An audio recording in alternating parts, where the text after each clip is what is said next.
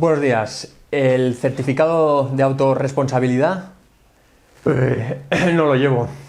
Ya sabe que para salir a la calle es necesario. Además está usted practicando una actividad actualmente prohibida. Pero no estoy en la calle. Esto que hay detrás es un croma, o sea, un falso fondo. De hecho, esto es mi casa y según Stuart Mill usted está usurpando mi privacidad. No conozco a ese señor. Lo vimos en la anterior clase, en un vídeo. No lo vi. A ver, te hago un resumen y si no, clicas en la tarjeta que aparece aquí en la pantalla y lo ves. Dentro, resumen.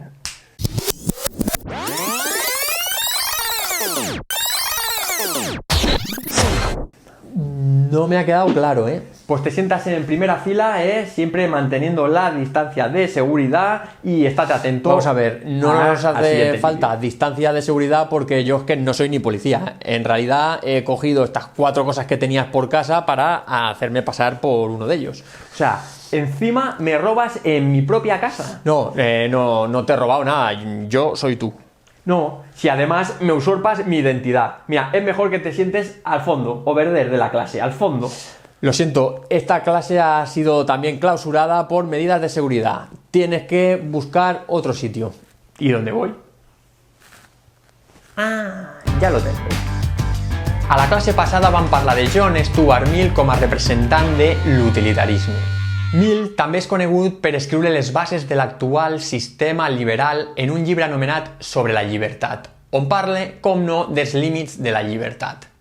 La llibertat, diu, és la capacitat que té l'individu de fer allò que vulgui. Per ell, la base de la societat és l'individu. Per a que una societat funcioni, aquest ha de gaudir de llibertat. Si un individu no pot ser autònom i crear iniciatives pel seu propi compte, no es realitza i, per tant, no és feliç. I si no és feliç, no contribueix al bé col·lectiu. Exemple. Si a mi em donen facilitats per estudiar allò que vull, em podré dedicar al que m'agrada i, per tant, faré el meu treball bé i contribuiré a la col·lectivitat. Mill pensa que la societat necessita individualitats per créixer. Com més tipus diferents d'individus hi hagi, més progressarà la societat. Doncs és en la diversitat on es troba l'enriquiment social que pot portar a un creixement col·lectiu. És per aquest motiu que l'individu es converteix en el valor dominant de la societat. Quan parla d'individu, té en compte a totes les persones per igual, sense distinció de raça o de sexe. Una societat no es pot permetre el luxe de discriminar a una part de la seva població. ¿Así el individuo puede hacer realmente lo que quiera?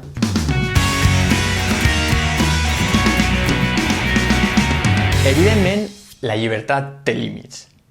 Cal diferenciar primer dos tipus d'accions. Primer, les que afecten directament a l'individu que les realitza. Per exemple, si jo decideixo prendre alcohol, sóc lliure de fer-lo, malgrat que afecti a la meva pròpia salut. Per tant, aquí l'Estat no hauria de poder intervenir. Hi ha un altre tipus d'acció, les que tenen repercussions sobre els demés. Per exemple, si a més de beure alcohol jo sóc alcohòlic i em dedico a crear desordres públics, aleshores l'Estat sí que hauria d'intervenir. És a dir, que s'aplica un principi. La llibertat d'un individu acaba on comença la llibertat dels altres. Veí, i jo puc sortir al balcó a cantar?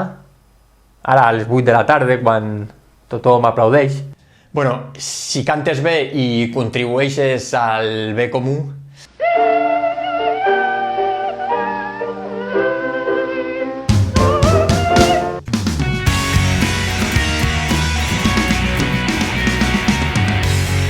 El que realment preocupa a Mill és la manera d'evitar l'intervencionisme de la societat sobre l'individu.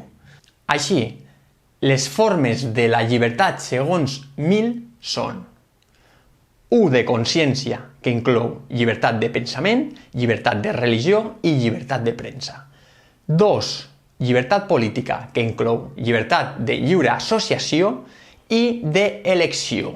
També llibertat d'igualtat jurídica. I 3.